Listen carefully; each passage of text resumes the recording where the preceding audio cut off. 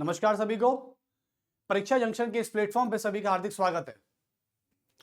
तो आज दिल्ली में कुछ ऐसा देखने को मिला कि आज दिल्ली में बहुत अच्छी धूप भी खिली है। आज दिल्ली में सर्दी कम है आज दिन में, खैर रात में तो टेम्परेचर बहुत कम हो जाता है।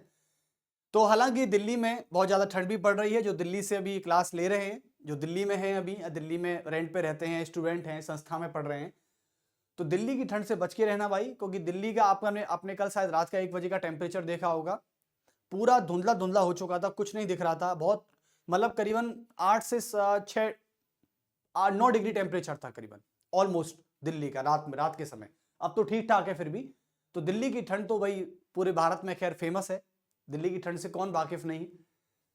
बस याद रखें कि अपना ख्याल रखें, अपनी सेहत का ख्याल रखें, क्योंकि बीमारी एक बार लग गई तो फिर यह है कि गए 15-20 दिन की ना तो कोई काम कर पाएंगे। आप जो भी हैं, जो वर्किंग हैं या संस्था में क्लास ले रहे हैं, जहां भी जाते हैं, जैसे भी अपना शेड्यूल जो है आपका, तो प्लीज आप दिल्ली की ठंड से बच के रहिए, पहन ओढ़ के रहिए। तो अब आते हैं इंडियन पॉलिटी पर, और हाईकोर्ट जो चैप्टर चल रहा था हमारा, उस हाईकोर्ट को आज हम फिनिश कर देते हैं। लेकिन उससे पहले मैं एक विवादित मुद्दे की बात करना चाहता हूं। और विवादित मुद्दा यह है कि आजकल हमारी जो सोसाइटी है, सोसाइटी में जो लोग हैं, उन लोगों का सोचना सही है गलत है मुझे नहीं पता, लेकिन मैं उन लोगों की थिंकिंग को थोड़ा सा इन संस्था के माध्यम से बदलना चाहता हूं। मैं इस प्लेटफॉर्म पे खड़ा हूं और जो भी मैं बात कहूंगा वो बिल्कुल प्योर कहूंगा और प्रमाण के साथ कहूंगा। जैसे कि कुछ लोगों का मानना है, और सबसे ज्यादा उसमें विद्यार्थी समुदाय ज्यादा है, यानी छात्र समुदाय ज्यादा है। छात्र समुदाय कहता है कि एक टीचर, एक शिक्षक जो पढ़ाता है, किसी भी पोडियम पे पढ़ाए, किसी भी सब्जेक्ट को पढ़ाए, मैटर नहीं करता। कोई भी शिक्षक यदि पढ़ा रहा है तो वह राजनीति से दूर रहे या राजनीति में प्रवेश ना करे, ऐसा कुछ कहा जाता है छात्रों को लेकर। ये छात्रों के विचार ये है टीचर को लेकर।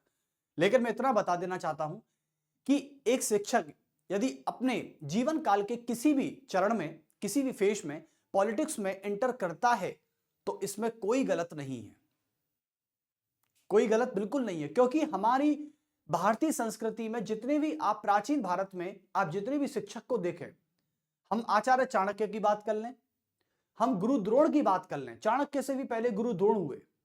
गुरु द्रोण जो थे वह कौरवों के मंत्रिमंडल में शामिल थे, और मंत्रिमंडल में शामिल होना गुरु द्रोण के लिए एक राजनीति थी। तो हमारे प्राचीन भारत की परंपरा रही है कि जितने भी महान महान शिक्षक हुए, उन्होंने हमेशा राजनीति की तरफ कदम बढ़ाया है, और कदम बढ़ाना भी चाहिए।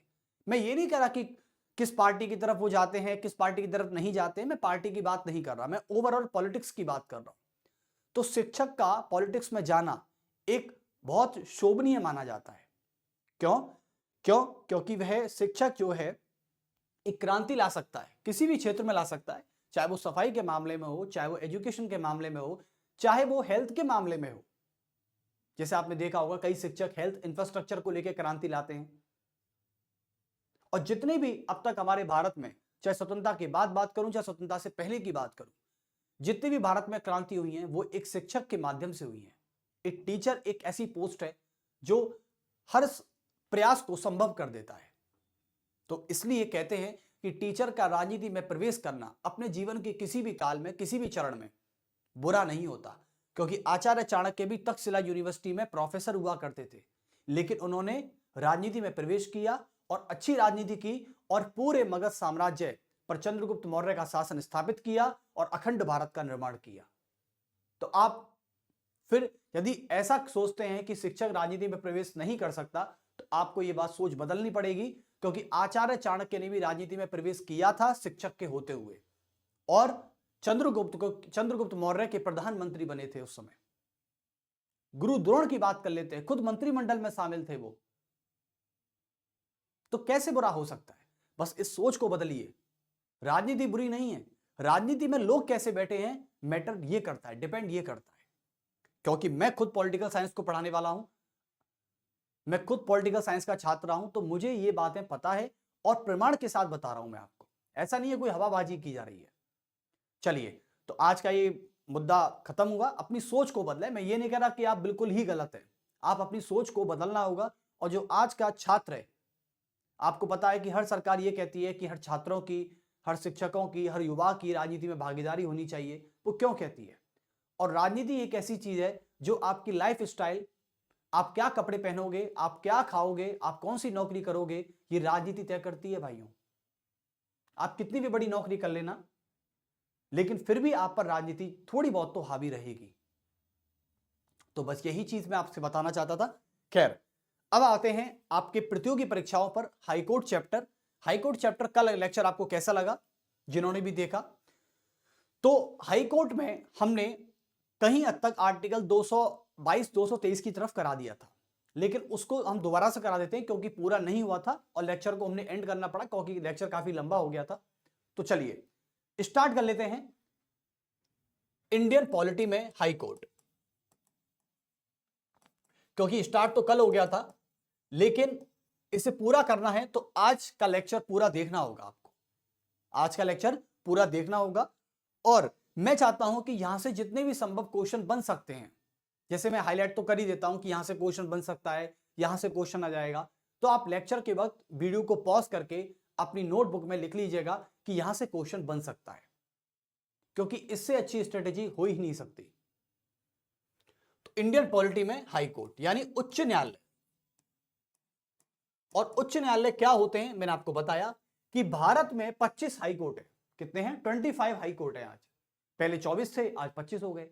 25वां जो बना था वो जम्मू कश्मीर और लद्दाख को लेके, यूटी को लेके बना था, जब नरेंद्र मोदी सरकार ने जम्मू कश्मीर से आर्टिकल 370 को रिमूव किया, उसे एरोगेट किया, हटाया। तो उसके बाद हाई कोर्ट, जो नया हाई कोर्ट बना था, वो जम्मू कश्मीर की जमीन पर बना और आज जम्मू कश्मीर और लद्दाख का जो टेरिटोरियल रीजन है वो उसी हाई कोर्ट के अधीन आता है। चलिए और ये हमारे राज्य के जुडिशरी सिस्टम का, जुडिक्शन का सबसे बड़ा बॉडी होता है हाई कोर्ट। और जो सुप्रीम कोर्ट है वो भारत की जुडिक्शन का सबसे टॉप बॉडी है, जिसे शीर्ष न्यायालय भी कहते हैं। अब उच्च न्यायालय में मैं आपको आर्टिकल 222 के बारे में एक बार बता दूं, फिर हम 223 की तरफ आगे चलेंगे।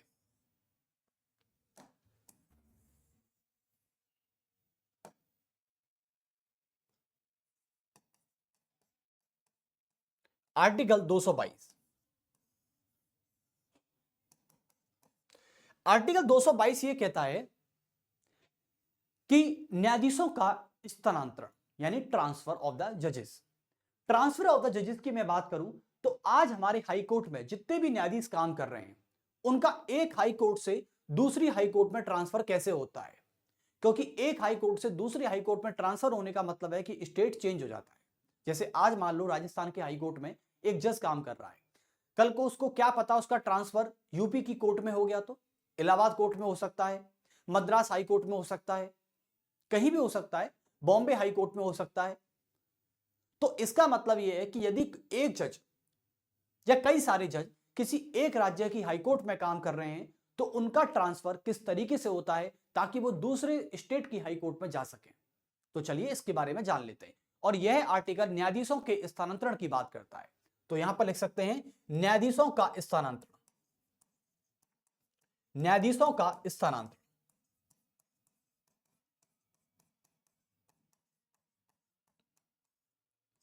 न्यायाधीशों का स्थानांतरण, तो ट्रांसफर ऑफ द जजेस। अब देखिए इसमें तो न्यायाधीशों के स्थानांतरण में यह बताया जाता है कि इसका ट्रांसफर करने के लिए किन किन लोगों की आवश्यकता होती है।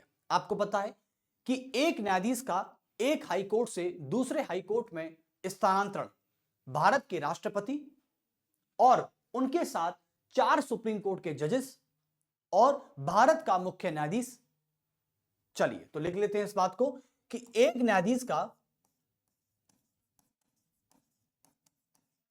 एक न्यायाधीश को एक उच्च न्यायालय से, एक उच्च न्यायालय से दूसरे उच्च न्यायालय में, दूसरे उच्च न्यायालय में स्थानांतरण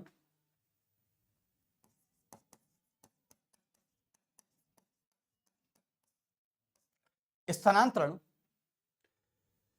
किनकी सहमति से होता है? भारत के राष्ट्रपति, भारत के राष्ट्रपति, उसके साथ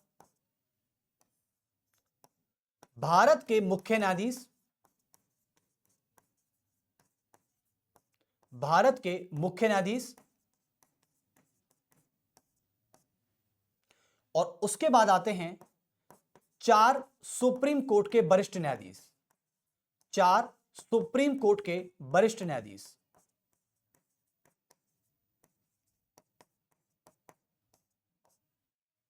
चार सुप्रीम कोर्ट के वरिष्ठ न्यायाधीश।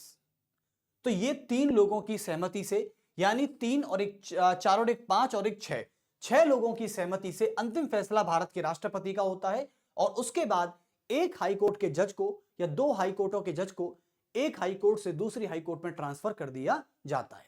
तो ये था न्यायाधीशों का स्थानांतरण, आर्टिकल 222। अब आते हैं आगे आर्टिकल 223 की तरफ। आर्टिकल 223 ये कहता है कि कार्यकारी, मैंने कल बताया था आपको, ये कल मैं आर्टिकल करा भी चुका हूं, शायद कल के, मुझे याद है अब तक कि मैंने कराया था ये लास्ट के समय, जाते समय जब लेक्चर एंड हो रहा था तब मैंने आर्टिकल 223 कराया था। और 223 में ये बात कही गई है कि यदि उच्च न्यायालय का चीफ जस्टिस, मुख्य न्यायाधीश, किसी भी कारण से, चाहे बीमारी से हो सकता है, चाहे कोई अस्थायी समय के लिए वो कहीं बाहर चला गया हो, या फिर उसकी मृत्यु हो गई हो, तो यदि हाईकोर्ट के चीफ जस्टिस का पद कुछ किसी भी कारण तरीके से यदि अनुपस्थित है, पद पर उपस्थित नहीं है, तो उस स्थिति में भारत का राष्ट्रपति हाई कोर्ट के सबसे वरिष्ठतम न्यायाधीश को हाई कोर्ट का कार्यकारी मुख्य न्यायाधीश नियुक्त कर सकता है। यह बात कहते हैं acting chief justice of the state में। तो इस बात को भी लिख सकते हैं आप। चलिए आर्टिकल 223, तो सभी लिखें। अनुच्छेद 223, अनुच्छेद 223 में आता है कार्यकारी मुख्य न्यायाधीश,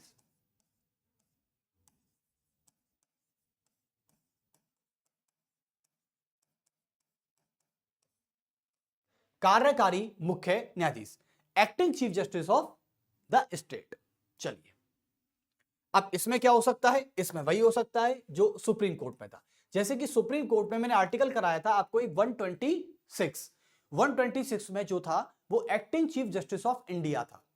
और उसमें यह बात रही थी कि यदि भारत के सुप्रीम कोर्ट का मुख्य न्यायाधीश किसी भी कारण से अपने पद पर अनुपस्थित है, तो भारत का राष्ट्रपति सुप्रीम कोर्ट के सबसे वरिष्ठ न्यायाधीश को, सबसे सीनियर जज को भारत का कार्यकारी मुख्य न्यायाधीश नियुक्त कर सकता है। यह बात थी आर्टिकल 126 में। लेकिन अब जो आर्टिकल है आपके सामने वो 223 है। तो देखो, पॉलिटी को याद करने का तरीका यह होना चाहिए कि आप हमेशा कोरिलेट करके पढ़ें। यदि आप जुडिशरी पढ़ रहे हैं तो कोरिलेशन में पढ़ें। जैसे कि हाई कोर्ट है, सुप्रीम कोर्ट है। अब हाई कोर्ट और सुप्रीम कोर्ट की कार्यप्रणाली लगभग समान ही होती है, क्योंकि जय तो जुडिशरी ना। आप जाओगे कहां? ऐसा तो कोई है नहीं है कि डिपार्टमेंट अलग हो गया सर, डिपार्टमेंट तो अलग नहीं है, काम तो जुडिशरी का है। तो काम जुडिशरी क्या कर सकती है? जो काम सुप्रीम कोर्ट में होता है वही काम हाई कोर्ट में होता है, और जो सुप्रीम कोर्ट हाई कोर्ट को आदेश देती है वो हाई कोर्ट तो करती ही करती है। तो इसका मतलब ये हुआ कि हाई कोर्ट भी लगभग सुप्रीम कोर्ट की जुडिक्शन में ही आती है, और लगभग इसके कार्य भी समान ही होते हैं। तो आप लिख सकते हैं कि यदि उच्च न्यायालय का, यानी हाई कोर्ट का, यदि उच्च न्यायालय का मुख्य न्यायाधीश, यदि उच्च न्यायालय का मुख्य न्यायाधीश किसी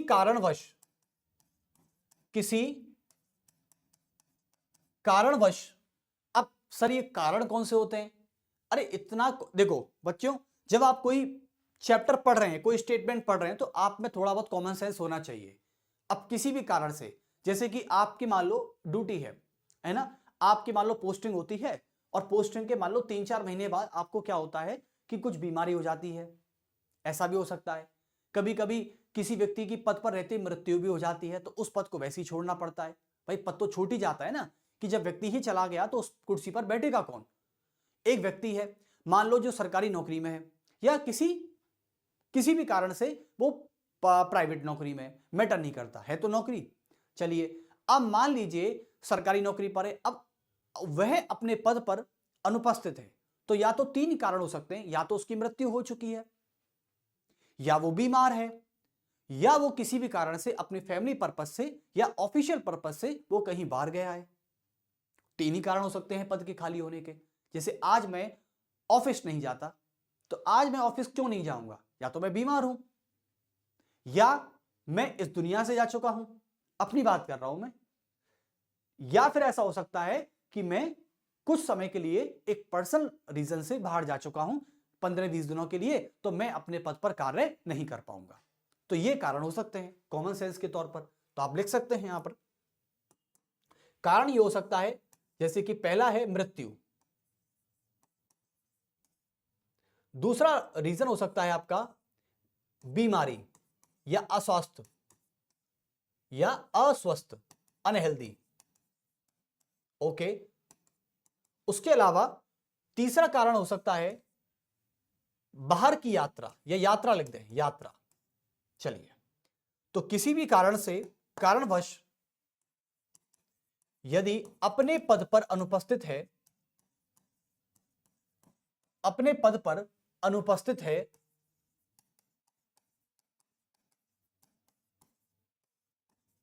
अनुपस्थित है, तो भारत का राष्ट्रपति,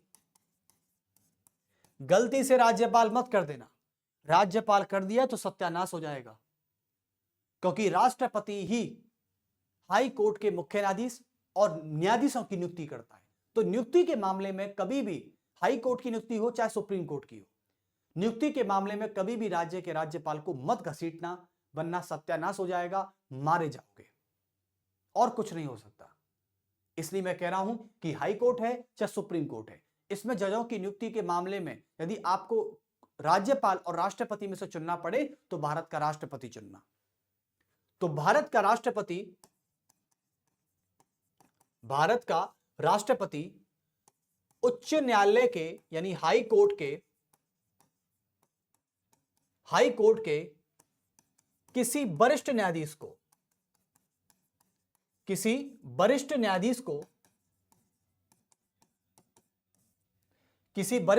को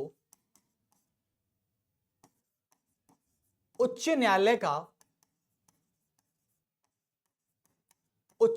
का कार्यकारी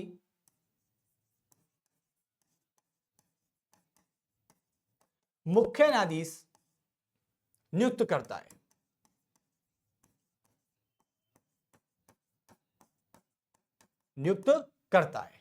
समझ गए आप? तो ये मैं कहना चाह रहा था आपसे, आप समझ गए। यही बात सुप्रीम कोर्ट में है तो सुप्रीम कोर्ट लगा देना बस यहां पर, और कोई बात नहीं है।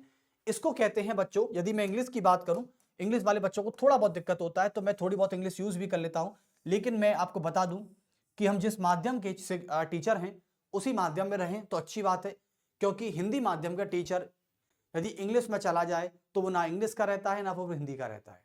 लेकिन फिर भी मैं प्रयास करता हूं कि मैं जो वर्ड हैं उनको इंग्लिश में ट्रांसलेट कर सकूं, समझे? ये प्रयास मैं हमेशा करता हूं। तो उच्च न्यायालय का कार्यकारी मुख्य न्यायाधीश को कहते हैं एक्टिंग, इसको बोला जाता है acting chief justice of the high court, यानी acting chief justice of the high court. ऐसा बहुत कम होता है, लेकिन यदि कोई ऐसी स्थिति आ जाती है तो आर्टिकल 223 भी दे रखा है।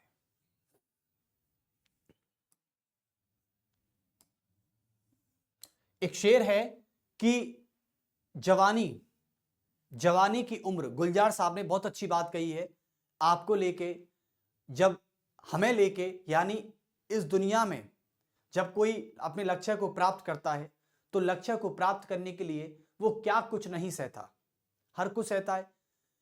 लक्ष्य का मतलब कोई सरकारी नौकरी नहीं होता, लक्ष्य का मतलब होता है कि कोई व्यक्ति अपने जीवन में अपने गोल को पाना चाहता है, कोई एक्टर बनना चाहता है, कोई राइटर बनना चाहता है, कोई शायरी लिखना चाहता है, कोई सरकारी नौकरी चाहता है, तो कोई आईटी फील्ड में काम करना चाहता है, कई प्रकार की नौकरियां हैं।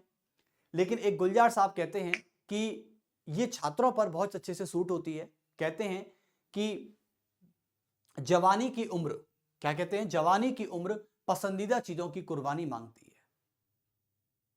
ये बहुत अच्छा शेर कहा गुलजार साहब ने, जो मुझे बड़ा पसंद आया और मैंने इसको नोट भी किया है, क्योंकि बात तो सही कही उन्होंने कि जवानी की जो उम्र है हमारी, जिसमें हम अपना स्ट्रगल करते हैं और अपने लक्ष्य को पाने के लिए कि, और ये आशा करते हैं कि एक ना एक दिन वो मिल ही जाएगा हमको, तो बस यही शायरी वहां पे बहुत अच्छी सूट करती है कि जवानी की उम्र पसंदीदा चीजों की कुर्बानी मांगती है।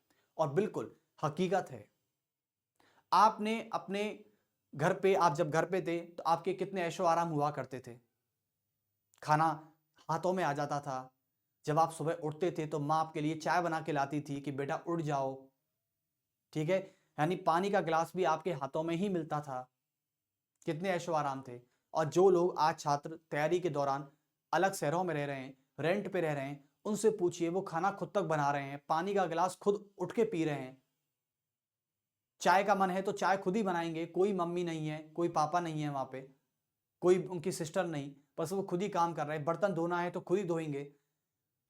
मतलब उन्होंने अपनी जवानी की एक सबसे पसंदीदा चीज होती है ऐशो आराम। कुछ लोग तो मोहब्बत तक नहीं करते। क्यों नहीं करते? क्योंकि सर लक्ष्य से भटक जाएंगे।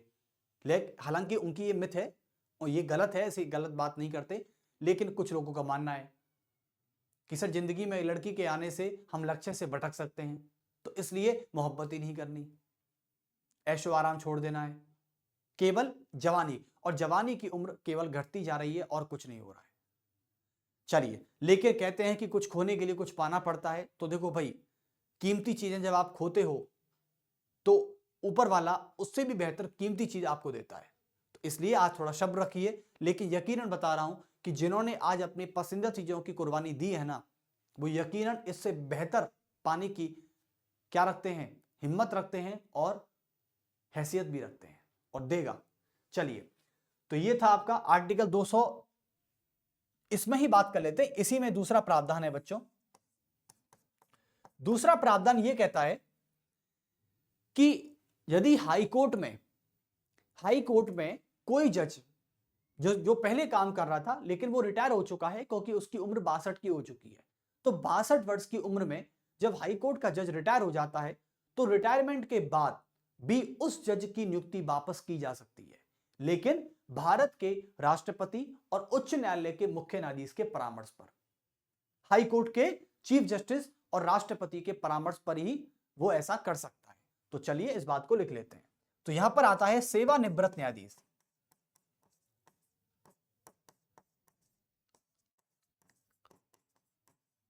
सेवानिवृत्त न्यायाधीश, और सेवानिवृत्त न्यायाधीश में कैसे बात करेंगे, चलिए तो इसको लिख लेते हैं।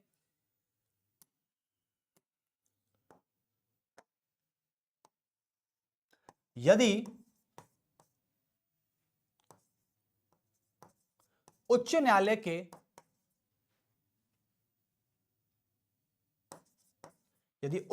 के किसी भी सेवानिवृत्त न्यायाधीश किसी भी सेवानिवृत्त न्यायाधीश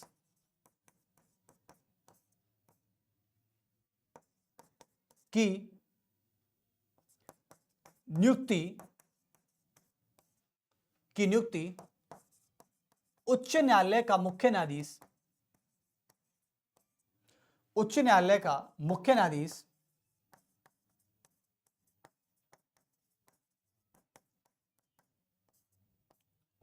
का मुख्य न्यायाधीश भारत के राष्ट्रपति के परामर्श पर करता है। भारत के राष्ट्रपति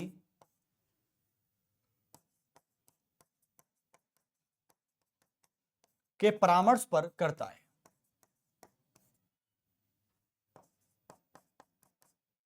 समझ गए आप? चलिए, यदि मान लीजिए आर्टिकल 223 में एक और आते हैं जिसे कहते हैं तदर्थ न्यायाधीश, एडजॉइंट जजेस। एडजॉइंट जजेस में क्या होता है बच्चों, ये मैंने बताया भी था आपको। एडजॉइंट जजेस में ये होता है जब किसी हाई कोर्ट में ऐसा लगता है कि न्यायाधीशों की संख्या कम हो गई है और संसद न्यायाधीशों की संख्या को लेकर कानून नहीं बना पा रही है, उस समय में तो आपातकालीन स्थिति में भारत के राष्ट्रपति के परामर्श के बाद हाई कोर्ट का मुख्य न्यायाधीश अतिरिक्त जजों की नियुक्ति भी कर सकता है। ऐसा कुछ प्रावधान हमारे हाई कोर्ट में दे रखा है। तो तदर्थ न्यायाधीश वही है जो मैंने सुप्रीम कोर्ट में बताया था। इसमें आते हैं अतिरिक्त न्यायाधीशों की नियुक्ति। आप लिख सकते हैं अतिरिक्त न्यायाधीशों की नियुक्ति।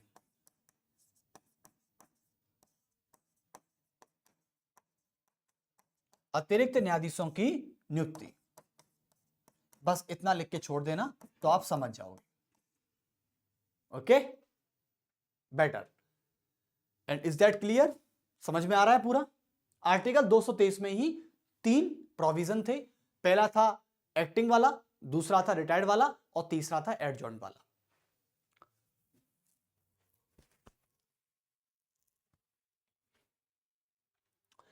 तो चलिए अब आते हैं आर्टिकल, आगे की तरफ चलते हैं एक बार। सभी डालेंगे एक बार, उच्च न्यायालय के कार्य एवं शक्तियां।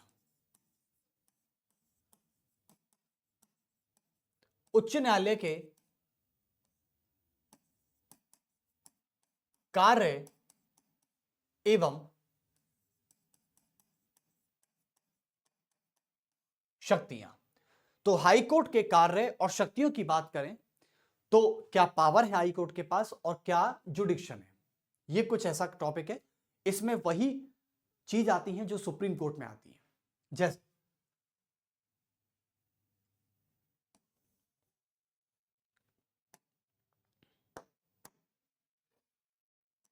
देखिए, तो पहला है प्रारंभिक क्षेत्र अधिकार।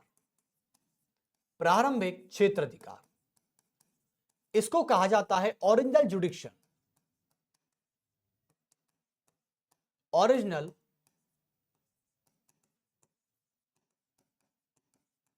जुडिक्शन। तो ओरिजिनल जुडिक्शन बच्चों ये कहता है कि प्रारंभिक क्षेत्र अधिकार में हाई कोर्ट के कार्य और उसके क्षेत्र अधिकार क्या काम करते हैं, सर ये बताइए। जैसे कि सुप्रीम कोर्ट के समय मैंने बताया था। अच्छा एक बात बताइए, मैं कमेंट में ये बता दूं एक बार, अभी सभी रिप्लाई भी करना कमेंट में जब ये लेक्चर सुन रहे हो आप, कि यूपीएससी वाले बच्चों से मैं ये पूछता हूं कि सुप्रीम कोर्ट का जो मूल और प्रारंभिक क्षेत्र अधिकार है, जो ओरिजिनल जुडिक्शन है, वो कितने प्रकार का होता है, कितने प्रकार का होता है।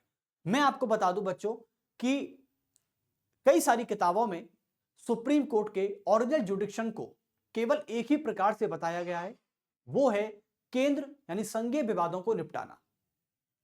जो संघीय विवाद होते हैं उनको निपटाना, केवल वो इसी का ही फैसला करते हैं। लेकिन मैं आपको इतना बता दूं कि सुप्रीम कोर्ट का जो ओरिजिनल जुडिक्शन है ये 2 प्रकार का होता है।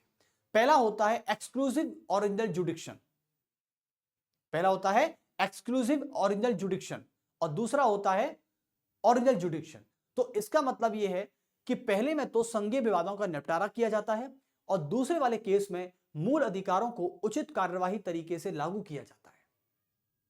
2 प्रकार के होते हैं सुप्रीम कोर्ट के ओरिजिनल जुडिक्शन। कभी कभी बच्चे एक ही पढ़ लेते हैं और दूसरे पर ध्यान ही नहीं जाता है उनका।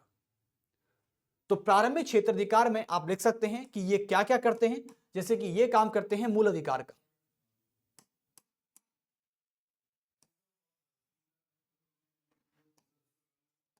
जैसे मूल अधिकार, मूल अधिकार से संबंधित विवादों को निपटाना, मूल अधिकार से संबंधित विवादों को निपटाना, विवादों को निपटाना। ओके, उसके बाद सेकंड आता है वसीयत, वसीयत यानी संपत्ति, वसीयत यानी संपत्ति, तलाक, विवाह, गोद से संबंधित विवाद। से संबंधित विवाद, एक ये आता है।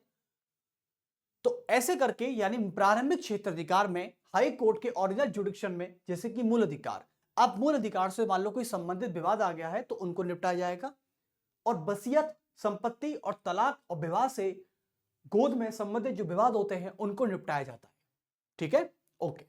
अब आते हैं हाई कोर्ट के सेकंड जुडिक्शन पर, जिसका नाम है अपीलेट जुडिक्शन, अपीलीय न्यायालय। तो आप लिख सकते हैं अपीलीय न्यायालय।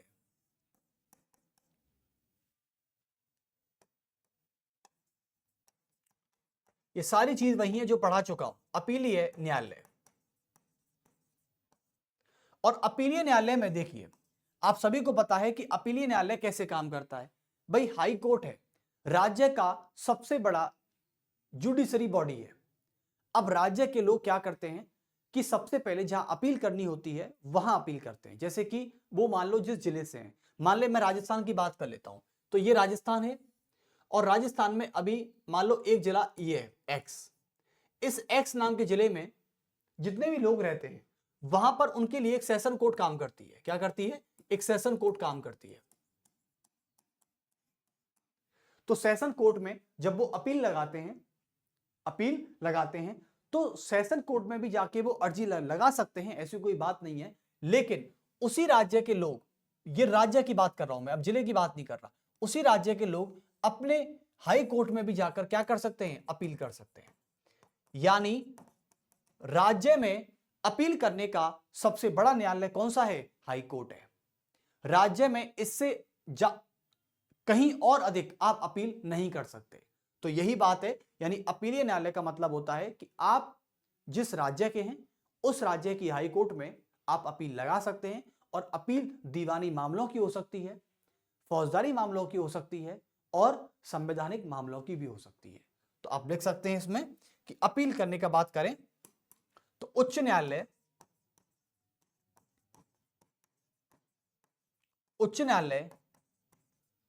राज्य के लिए अपील करने का सबसे बड़ी संस्था है, सबसे बड़ी संस्था है।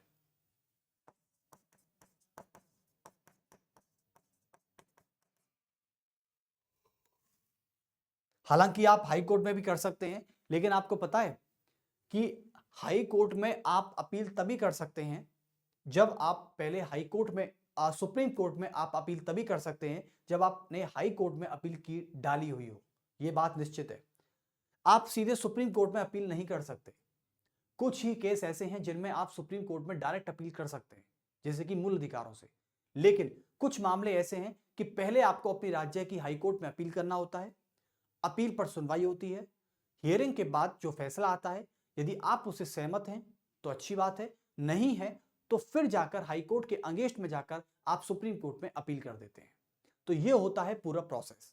लेकिन कुछ मामले ऐसे हैं जिसमें आप हाई कोर्ट को इग्नोर करके भी सुप्रीम कोर्ट में जाकर अपील कर सकते हैं, जैसे कि संवैधानिक मामले, मूल अधिकारों के मामले, ऐसे कुछ मामले और भी हैं, जैसे कि हैबियस कॉर्पस का मामला है, लाइक दैट।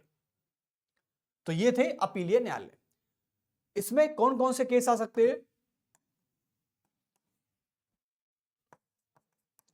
संवैधानिक मामले, संवैधानिक मामले। एक आते हैं दीवानी मामले। लेकिन दीवानी मामले वही होने चाहिए जो इनकी रेट 5 लाख हो। कितनी हो? 5 लाख। 5 लाख या 5 लाख से अधिक वाले, 5 लाख से कम वाले केसेस दीवानी मामले में नहीं आएंगे और वह उनकी अपील हाई कोर्ट में नहीं की जा सकती। एक आते हैं आपके फौजदारी। फौजदारी मामले, इनको बोलते हैं क्रिमिनल केसेस, इनको बोलते हैं सिविल केसेस, और इनको कहा जाता है क्रिमिनल केसेस। ओके, चलिए, तो बहुत अच्छे। संवैधानिक मामले, दीवानी मामले और फौजदारी मामले, civil cases and criminal cases में अपील कर सकते हैं। लेकिन सिविल केसेस वही सिविल केसेस को हाई कोर्ट में अपील किया जा सकता है जिनकी रेट 5 लाख या 5 लाख से अधिक है। 5 लाख से कम वाले केसेस हाई कोर्ट में तो अपील नहीं हो सकते, उनके लिए आप सेशन कोर्ट में जाइए और अपील करिए। बच्चों, हालांकि इस 5 लाख वाली रेट को हटा दिया गया है अमेंडमेंट में, क्योंकि सुप्रीम कोर्ट के लिए भी पहले दीवानी मामलों की जो रेट थी ना वो 20 लाख थी। अब 20 लाख की रेट को सुप्रीम कोर्ट की रेट से हटा दिया गया है, यानी अब सुप्रीम कोर्ट में आप 1 रुपए तक का भी दीवानी केसेस की अर्जी लगा सकते हैं। पहले सुप्रीम कोर्ट में यह था कि सुप्रीम कोर्ट में दीवानी मामलों 1972 के आसपास, 1972 से पहले पहले सुप्रीम कोर्ट में कुछ ऐसा प्रावधान था कि सुप्रीम कोर्ट में दीवानी मामलों की, उन्हीं दीवानी मामलों की अपील की जा सकती थी जिनका मुकदमा 20 लाख का है या 20 लाख से अधिक का है।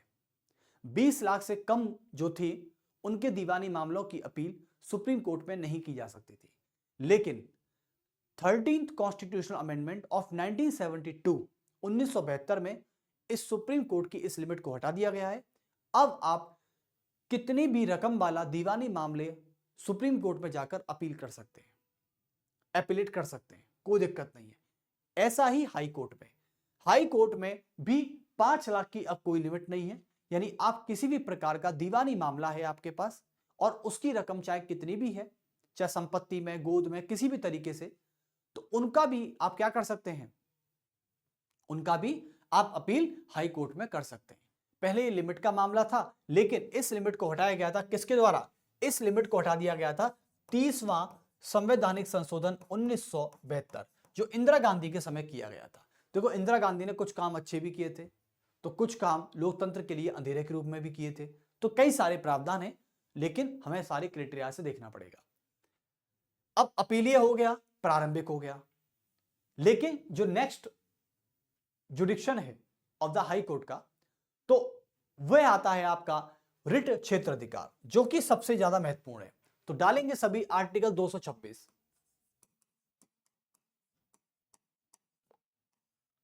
आर्टिकल 226 में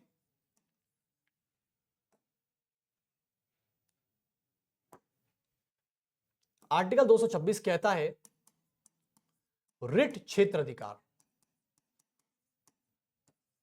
इसे बोलते हैं रिट जुडिक्शन। क्या बोलते हैं? रिट जुडिक्शन। आर्टिकल 226 में यह बताया जाता है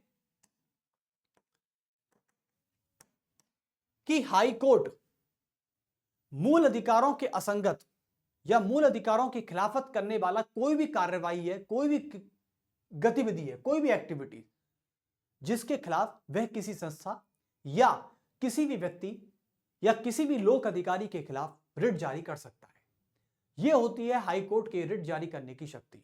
लेकिन सुप्रीम कोर्ट के रिट जारी करने की शक्ति संविधान के अनुच्छेद 32 में आती है और हाई कोर्ट के रिट जारी करने की शक्ति संविधान के अनुच्छेद 226 में आती है, और दोनों ही समान प्रकार की रिट जारी कर सकते हैं। और रिट की शक्तियों में हाई कोर्ट ज्यादा पावरफुल है बजाय सुप्रीम कोर्ट के। यह बहुत बड़ी बात कह दी मैंने आपसे, बिल्कुल। यानी रिट के मामले में हाई कोर्ट सुप्रीम कोर्ट से ज्यादा पावरफुल है। एक बार एक क्वेश्चन पूछा गया था एक इंटरव्यू में कि ये बताइए, जो इंटरव्यूअर्स बैठे थे, इंटरव्यू लेने वाले, और सामने बैठा था इंटरव्यू देने वाला, तो इंटरव्यू देने वाले से यह पूछा गया कि बच्चे ये बताइए कि किस मामले में हाई कोर्ट सुप्रीम कोर्ट के शक्तियों से ज्यादा पावरफुल होता है। बच्चे को, अब जिसने नहीं पढ़ा, जिसको ऐसा लगता है कि भाई सुप्रीम कोर्ट भी पावरफुल तो है ही है, बेशक है, क्यों नहीं है, सुप्रीम कोर्ट तो हाई कोर्ट से ऊपर है, पावरफुल भी है। लेकिन कुछ बच्चों को ये लगता है कि ये सुना स्टेटमेंट जो मैंने बोला है अभी, ये गलत है। ये गलत स्टेटमेंट नहीं है। ये क्वेश्चन पूछा गया था और ये इस तरीके से पूछा गया था कि किस मामले में, किस केस में हाई कोर्ट सुप्रीम कोर्ट की शक्तियों से ज्यादा पावरफुल है। और आंसर ये होना चाहिए कि सर, हाई कोर्ट रिट जुडिक्शन के मामले में सुप्रीम कोर्ट से ज्यादा पावरफुल मानी जाती है, क्योंकि रिट जुडिक्शन में एक एक्स्ट्रा रिट जारी करने की शक्ति हाई कोर्ट के पास है जो सुप्रीम कोर्ट के पास नहीं है। चलिए, तो अब बात कर लेते हैं रिट क्षेत्राधिकार में। तो पहली चीज आती है, पहला तो पहले स्टेटमेंट लिख दें, कि उच्च न्यायालय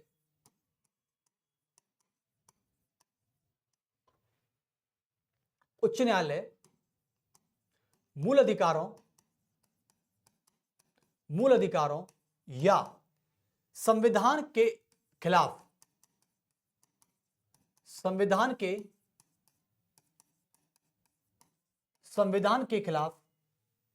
कोई गैर गतिविधि उच्च न्यायालय मूल अधिकारों या संविधान के खिलाफ गैर गतिविधि करने वाले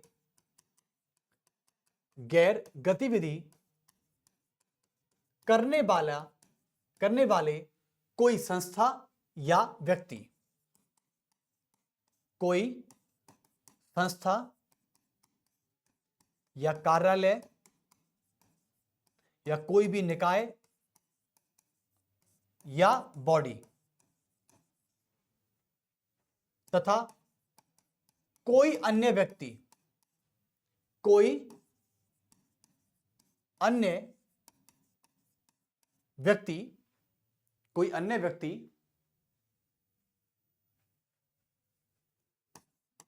के खिलाफ उच्च न्यायालय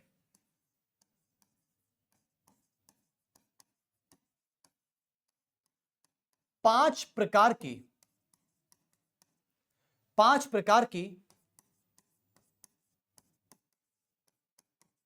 रिट जारी कर सकता है।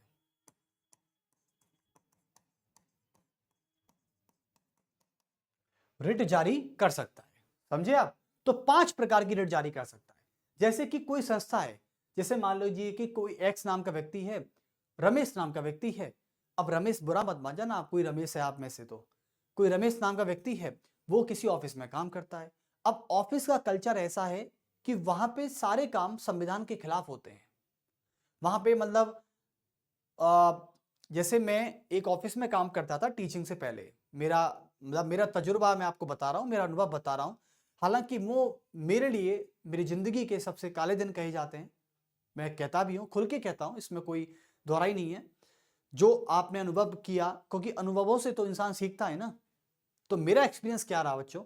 मेरा एक्सपीरियंस ये रहा कि जब मैं टीचिंग से पहले, जब मैं टीचिंग में नहीं था, आज से 6-7 साल पहले की बात कर रहा हूँ, तो जिस समय मैं पढ़ाता था, मतलब पढ़ाने से पहले की बात कर रहा हूँ, सॉरी, तो मैं एक ऑफिस में काम किया करता था, नाम नहीं लूंगा। तो उस ऑफिस में जब काम करता था, उस समय मैं तैयारी भी कर रहा था, तो मैंने सोचा कि यार अपने खर्चे के लिए कुछ काम ही कर लेते हैं, ठीक है, ताकि परिवार पर लोड नहीं आएगा। तो हम क्या करते थे, एक ऑफिस में काम किया करते थे। कैसा था कैसा नहीं था मैं कुछ नहीं बता रहा, ऑफिस का नाम भी नहीं बताऊंगा। तो उस संस्था में क्या था, जब हमारी ज्वाइनिंग हुई थी, हालांकि इंटरव्यू था अच्छा खासा, एक इंटरव्यू भी हुआ था और एक रिटन टेस्ट भी हुआ था, उसमें एक ऐसे लिखवाया था। तो कुल मिला के दोनों चीजें मैंने पास कर ली थी और मैंने फिर ज्वाइनिंग कर ली। ज्वाइनिंग लेटर घर आ गया था। ज्वाइनिंग लेटर घर आया, मैंने लेटर को अच्छे से पढ़ा, क्योंकि भाई पढ़े लिखों की पहचान तो ये होती है कि ज्वाइनिंग लेटर पढ़ें। मैंने ज्वाइनिंग लेटर पढ़ा कि यार कुछ खास हो ऑफिस में, देखा जाए क्या सैलरी स्लिप बनेगी, क्या बनेगा, सब कुछ देखा मैंने। तो उसमें पूरा इंस्ट्रक्शन लिखा हुआ था कि आपको 8 घंटे वर्क करना पड़ेगा, केवल 8 घंटे। ठीक है, मैंने बोला ये तो बहुत अच्छी बात है, और उस समय मैं संविधान से थोड़ा बहुत वाकिफ था, इतना नहीं था लेकिन वाकिफ था। तो मैंने उस समय संविधान की तरह सोचा कि 8 घंटे तो ठीक है, नॉर्मल होते हैं, 8 से 9 घंटे ऑफिस के नॉर्मल होते हैं, इसमें कोई दिक्कत नहीं है। लेकिन कभी कभी क्या होता है, देखो आज मैं ऐसा नहीं कह रहा कि मैं आज 9 घंटे पढ़ाऊं, 10 घंटे पढ़ाऊं, नहीं, कभी कभी बर्डन हो सकता है, ज्यादा भी पढ़ाना पड़ जाए। लेकिन ऐसे थोड़ी ना कि मैं 20-20 घंटे पढ़ा रहा हूं, तो सोऊंगा कब, खाऊंगा कब, मेरी भी कोई दिनचर्या है भाई साहब। और वो भाई सोना भी महत्वपूर्ण है, खाना भी महत्वपूर्ण है, और अपनी निजी जिंदगी के लिए सांस लेना भी जरूरी है। यदि मैं सारे दिन टीचिंग ही करता रहूंगा तो इसका मतलब होता है कि 8 घंटे ठीक है। मैं अब पहले दिन ऑफिस गया, दूसरे दिन ऑफिस गया, तीसरे दिन ऑफिस गया, 1 महीने के बाद वहां पे वो तांडव रचा गया, वो षड्यंत्र रचा गया, मेरे खिलाफ नहीं, सभी के लिए। जितने भी न्यू जॉनर्स थे, जिन्होंने अभी ज्वाइन नहीं किया था, मेरे साथ जो कलीग थे, जिनमें सब थे, तो उनके ये हालत कर दी कि लास्ट यानी 3 से 4 महीने के बाद जब ट्रेनिंग खत्म हो जाती है, ट्रेनिंग खत्म होने के बाद उन्होंने 8 घंटे तो छोड़ो, 15-15 घंटे काम करवाया। आपको पता है 15, कोई नेशनल हॉलिडे नहीं, पहली बात। उसके अलावा 15-15 घंटे, यानी आप जानते हो, देखो 15 घंटे काम करवाना कोई बड़ी बात नहीं है, छोटी बात है। लेकिन महीने में 5 दिन होता है, 6 दिन होता है, पूरे महीने की महीने काम करवाना, तो ये एक तरह से क्या होता है, इसे कहते हैं एक्सप्लॉयटेशन। जबरदस्ती पकड़ पकड़ के काम करवा रहे हैं। काम करिए 15-15 घंटे, क्या होते हैं दिन में भाई? आदमी घर भी जाएगा, घर भी आएगा, तो उसको भी करीबन 1 से 2 घंटे का समय लग जाएगा। सोएगा कब? यानी सो, उठो और फिर ऑफिस, फिर सोने घर आ जाओ, फिर उठ के फिर ऑफिस चले जाओ। ये जिंदगी कर दी थी। तो इसका मतलब है, और हालांकि उस संस्था में और भी ऐसे कई काम होते थे जो संविधान के खिलाफ होते थे। उस समय हमें इतनी समझ नहीं थी, इस संविधान के बारे में इतना नहीं पता था, आज से 6 साल पहले, लेकिन आज बहुत अच्छे से जानते हैं। आज कोई शोषण करके तो बता। मैं तो आपसे ये कहूंगा, सच में संविधान को पढ़ने के बाद आप सही गलत का फैसला कर सकते हैं। तो यदि कोई संस्था, कोई कार्यालय, कोई बॉडी, कोई भी और कोई व्यक्ति यदि आपके साथ मूल अधिकारों की खिलाफत कर रहा है, संविधान के अगेंस्ट काम कर रहा है, तो इसका मतलब यह है कि वह 5 प्रकार की रिट जारी कर सकता है। 5 प्रकार की रिट में बच्चों ये आते हैं, जैसे कि क्या आती है रिट में? जैसे कि पहले आता है बंदी प्रत्यक्षीकरण। बंदी प्रत्यक्षीकरण, इसे बोलते हैं हेवियस कॉर्पस।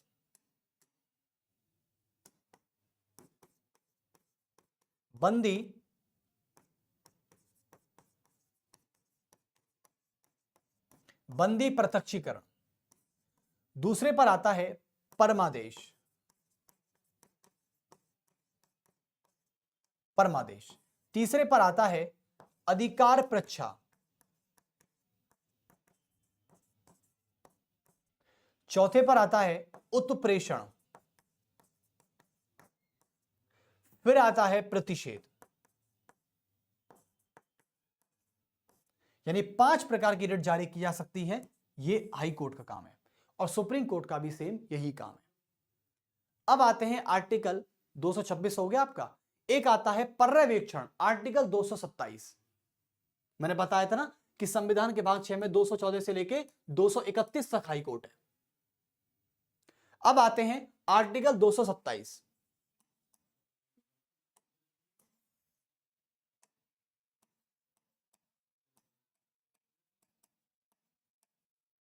उच्च न्यायालय, ये क्यों लिख रहा हूं, आर्टिकल लिखना है मुझे, पता नहीं दिमाग भी कभी कभी ऐसा हो जाता है, कहां चला जाता है। मैं किसी की सोच में नहीं हूं भाई, ये मत आरोप मत लगा देना सर आज आप किसी के बारे में सोच रहे हैं। नहीं, मैं किसी के बारे में नहीं सोच रहा हूं, और ना मुझे सोचना है। हाँ, जब सोचना होगा जब सोच लेंगे। तो अब है आपका अनुच्छेद 227, और 227 ये कहता है कि पर्यवेक्षण क्षेत्राधिकार, इसको इंग्लिश में कहा जाता है बच्चों ऑब्जर्वेशन जुडिक्शन। क्या बोला? ऑब्जर्वेशन। क्योंकि ऑब्जर्वेशन, हाई कोर्ट ऑब्जर्वेशन का काम कैसे करता है? जैसे सुप्रीम कोर्ट करता है।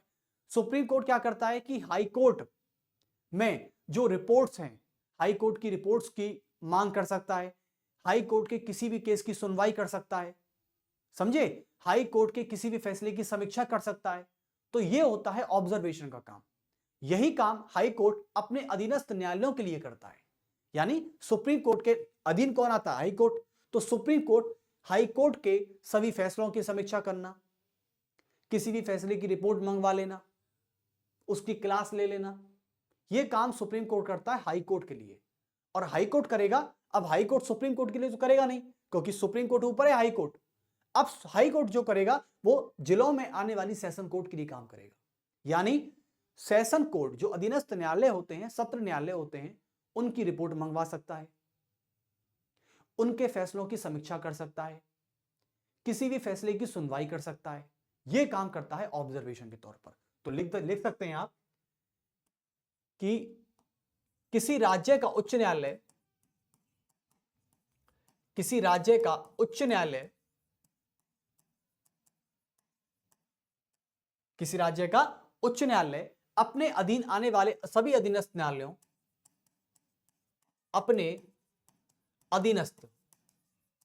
अधीनस्थ सभी न्यायालयों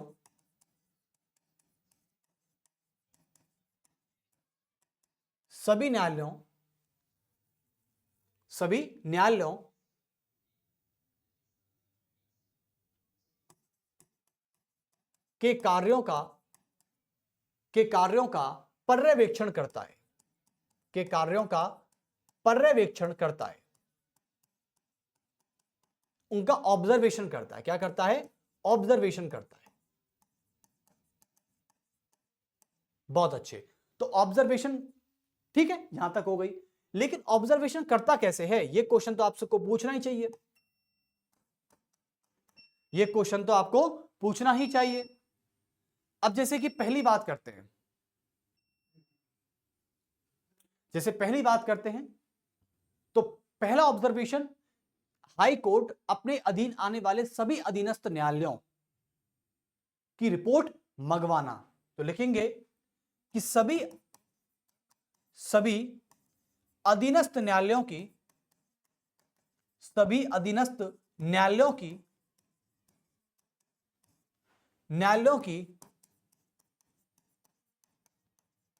रिपोर्ट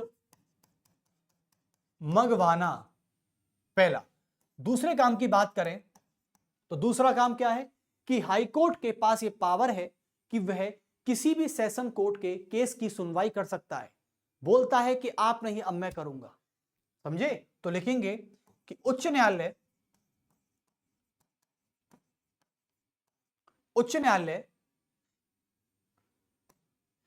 किसी अधीनस्थ न्यायालय, किसी भी अधीनस्थ न्यायालय के मुकदमे की सुनवाई स्वयं कर सकता है। यह है। और तीसरा यह आता है, जो लास्ट है, कि उच्च न्यायालय किसी भी सेशन कोर्ट के फैसले की समीक्षा कर सकता है।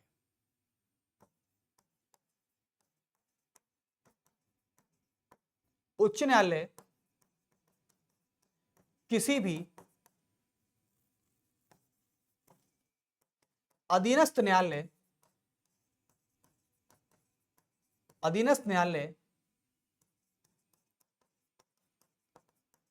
की फैसले की समीक्षा कर सकता है।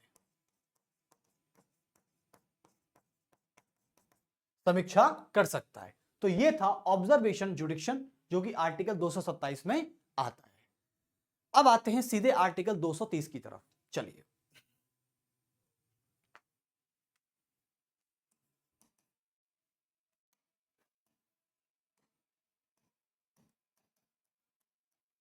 अनुच्छेद 230 क्या कहता है? देखिए बच्चों, आर्टिकल 223 ये कहता है कि जॉइंट हाई कोर्ट, यानी कोई भी हाई कोर्ट जॉइंट है या कोई भी हाई कोर्ट सिंगल है, single high court and joint high court, यदि सिंगल हाई कोर्ट है तो उस सिंगल हाई कोर्ट के जुडिक्शन को बढ़ाने का कार्य जो करती है वो संसद करती है। तो लिख सकते हैं कि संसद को अधिकार है,